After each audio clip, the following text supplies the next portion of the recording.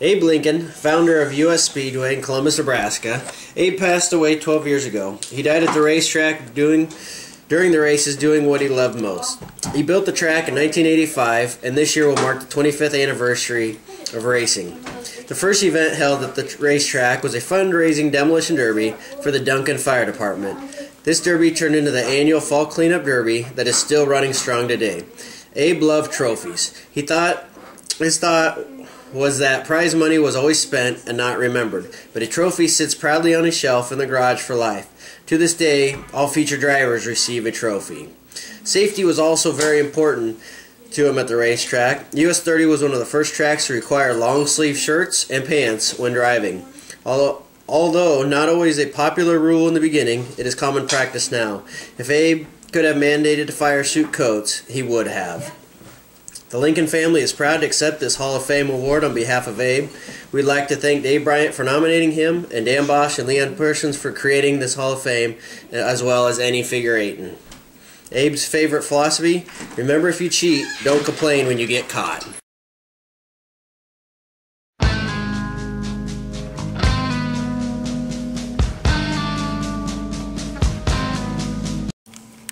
Bob Hoffmeister derbied for many years. Here are a few stories from his career.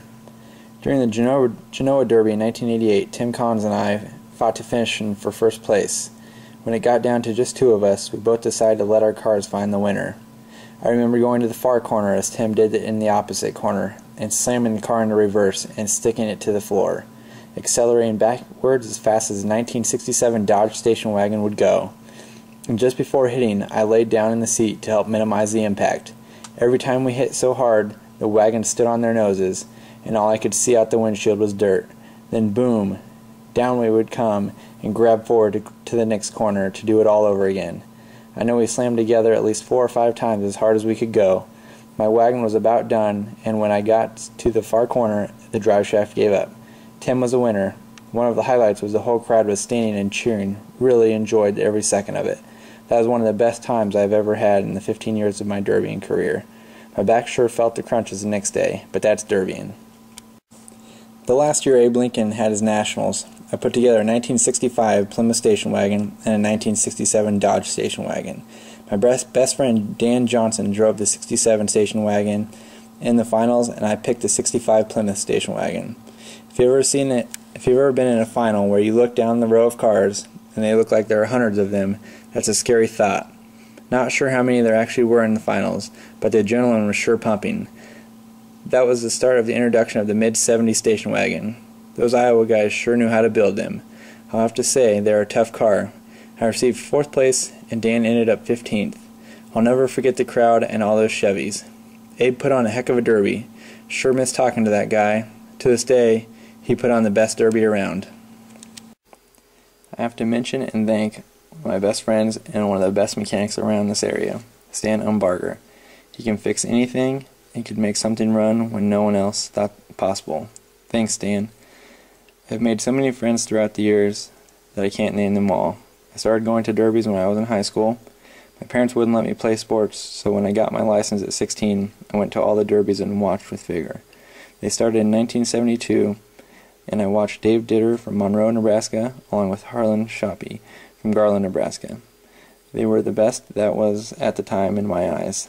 Now my boys are into derbies, and we enjoy each summer now as a family working together and having fun. Looking forward to many more years and many more friends in the demo derby world in the future. Written by Bob Hoffmeister.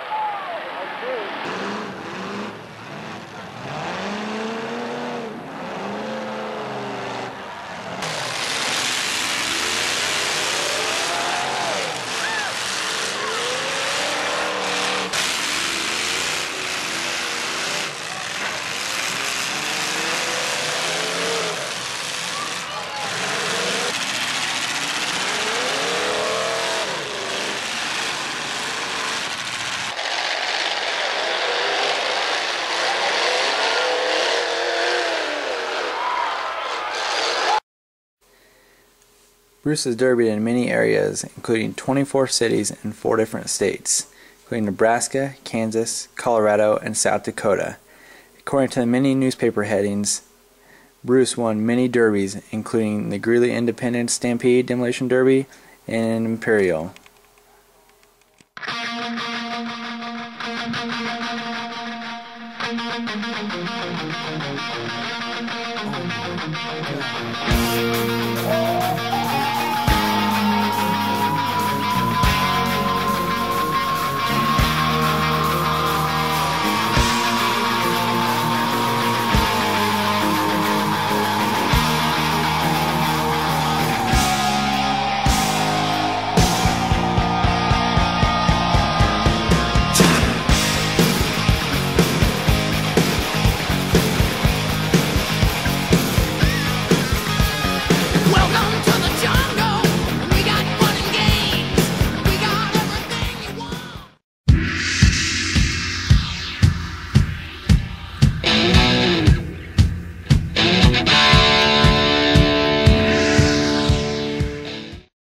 The life of Bob Walters has always been a spot for many old cars in it.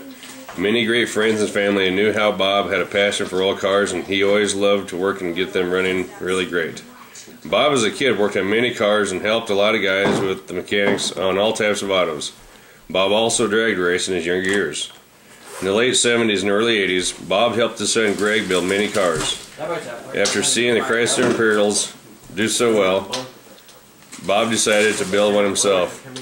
After many trips to north of Hyannis to a friend's ranch, Gary Hoyt, Bob gathered a lot of information from him, and they started thinking of ideas for his finest Imperial Derby car. One of Bob's ideas come from building with a bottle of acetylene and oxygen. He spent many hours with the torch hitting and bending. His idea of going over the whole car with a torch later proved to be a great hidden secret for many years.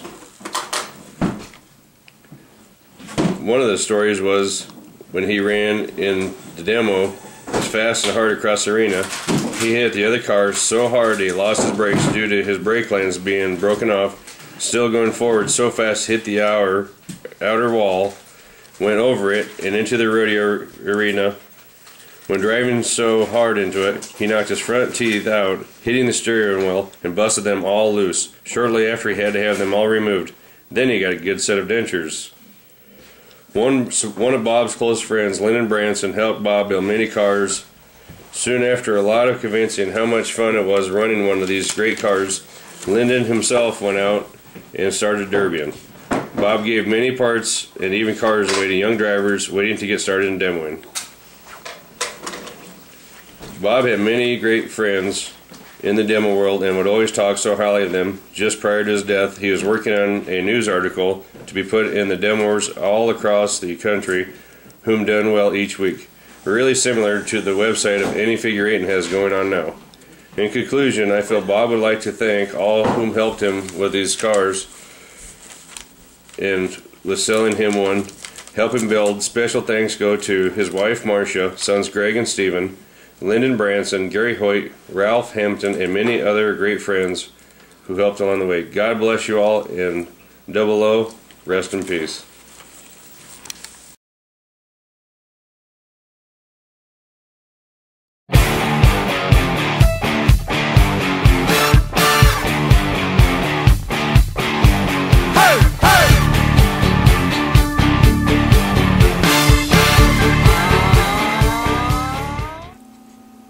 Lyndon "Mudstud" Branson, winner of many derbies, including the 1998 Slamorama Demolition Derby at 81 Speedway in Wichita, Kansas, which was broadcasted live on TNN.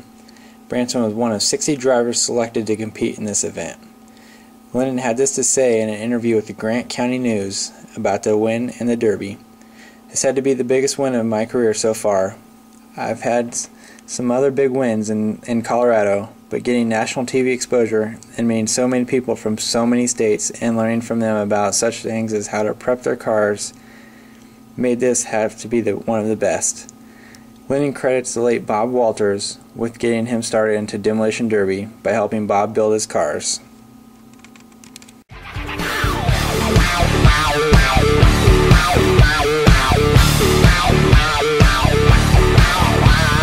Loosen up, shout it out, everybody in the house. Stomp your feet, clap your hands, come on, kick it with the band. We're all about tradition, we don't mind the twang. We got just one condition now. We like it loud, we like it honking. The party won't be revving till we crank it to 11. Get it rockin', our boots are knocking.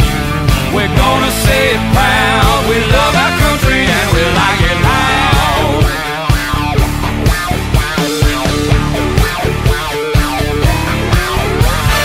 Calling all the cowboys, don't be scared to make some noise. Think you're bad, think you're strong. Come on, people, bring it on.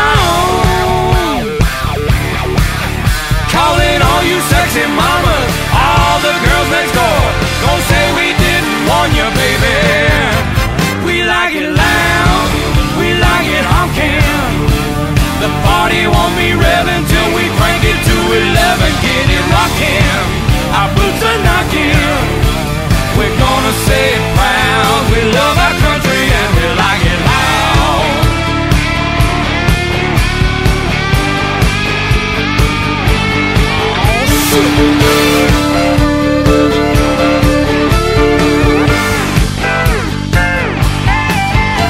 From out in California, New York to Tennessee, come on if you're with us, let us hear you scream. Like it loud, we like it loud, we like it loud, we like it, we like it, we like it loud.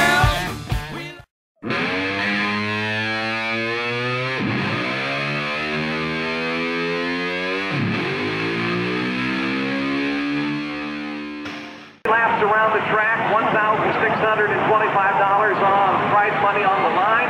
They're looking for that green flag. He's going to hold them until they all make turn number 2 so they can see that green flag. Looking. This is the money race.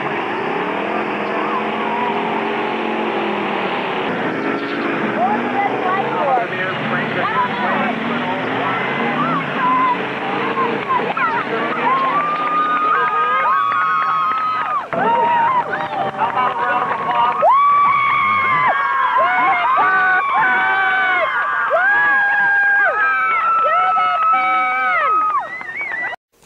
Craig Wize started figure 8 racing in 1994 when his brother talked him into trying an alternative to derbying. After the first event, he was hooked. Craig ran for 9 years after that. Craig says some of his fondest memories from figure 8 racing are winning his first race in Geneva, introducing his friends to the sport of figure 8 racing, and making new friends along the way as he watched the sport grow since 1994. He hangs his hat on being able to be competitive in bone stock equipment and relying on his driving ability. His favorite memory is being able to race in a feature with both of his sons.